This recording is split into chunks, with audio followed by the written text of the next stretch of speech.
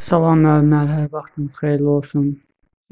Bu izahımızda fiziki hərəkət və onların növlərinin üçüncü hissəsinin izahıdır. Burada biz öyrənəcəyik fiziki yükün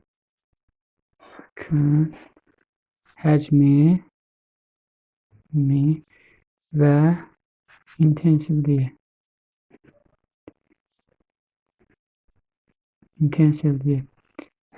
Deməli, birinci bilməliyik biz fiziki yükün həcmi nədir?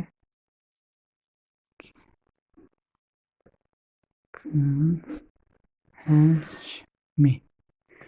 Ümumiyyətlə, bu testlərə daha çox sıx düşən suallardan biridir. Fiziki yükün intensivliyi, fiziki yükün həcmi.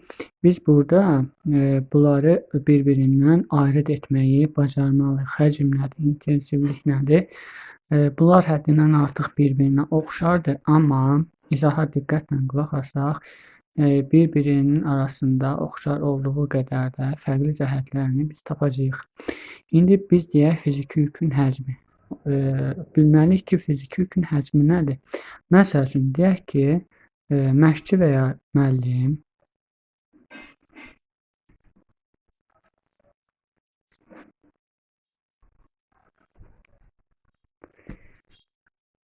onun da məşqi, deyək məşqçinin və ya müəllimin məşqi, deyək ki, 1 saatdır. Bu 1 saat ərzində məşqçi və yaxud müəllim 1 saat ərzində nə qədər hərəkət etdirib, neçə hərəkət etdirib, onların həcmi o deməkdir. Yəni, bir məşqdə müəllimin və yaxud məşqçinin icra elətdirdiyi hərəkətlərin cəmi fiziki yükün həcmi deməkdir. Burada bir həcmdə bir və ya bir neçə hərəkətlər icra olunur. Amma intensivlik, indi baxaq intensivliyə. İntensivlikdə isə hərəkətin tempi,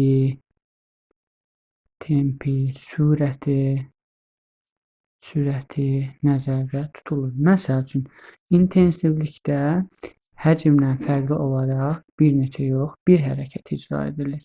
Və məsələn, 100 metr qaçış. Biz 100 metrəni bilirik ki, sürətli qaçmalıyıq. Sürətli niyə qaçırıq? Çünki qısa məsafədir. Qısa məsafələr 100 metr, 200 metr, 400 metr hamısı sürətli qaçılmalıdır. Və burada sürət həddindən artıq çox olmalıdır. Ona görə bu yüksək intensivlikli qaçış məsafəsidir. Bu 100 metr intensivlikdir. Yəni, bir hərəkətin intensivliyi neçə saniyə oldu deyəndə, tutaq ki, 100 metrin intensivliyi şagirdlərdən götürsək, 16-15 saniyə olar. 16-15 saniyə olar. Yəni, 15 saniyədən çox qaçan şagird təsadüf hallarda rast gəlirik.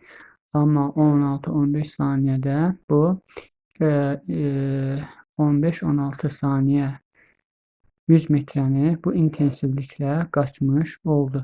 Yəni, intensivlik bir hərəkət icra olunur. Daha çox orada vaxt, saniyə nəzərdə tutulur və hərəkətin tempi nəzərdə tutulur. İndi belə deyək.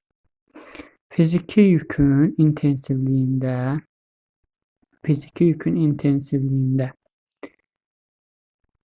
intensivlik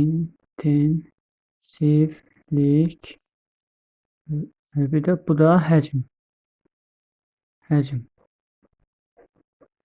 İndi bunları müqayisə eləyək.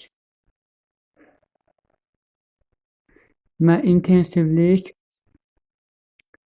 işin nə qədər güclü və sürətli olduğunu göstərir.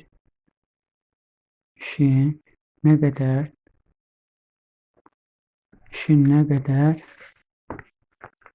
deməli sürətli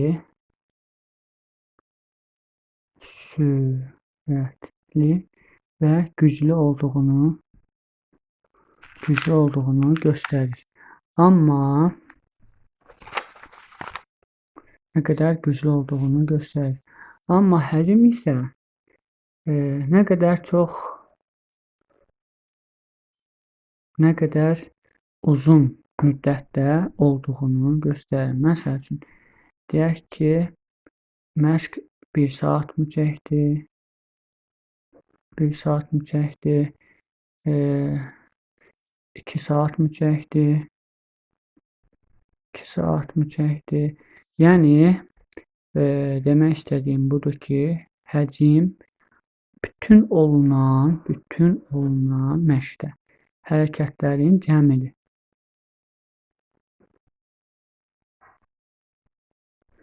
Amma intensivlik bir hərəkətə vaxt sərf olunan bir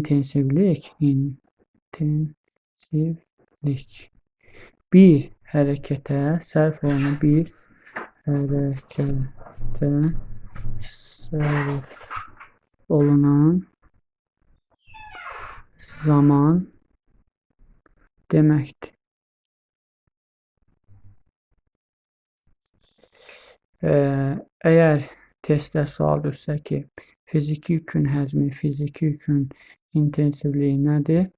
Əgər biz intensivliyi axtarırsaq, bir hərəkətə sərf olunan zamandan orada söhbət gedəcək, hərəkətin yüksək sürətdə icrasından söhbət gedəcək, amma həcmli isə bir məşq müddətinin və yaxud bir neçə hərəkətin ümumi vaxtı nəzərdə tutulacaq. Bunu da yaddan çıxarmayaq. Çox asan bir mövzudur, amma müəllimlərin ən çox qarışdırdığı mövzudur.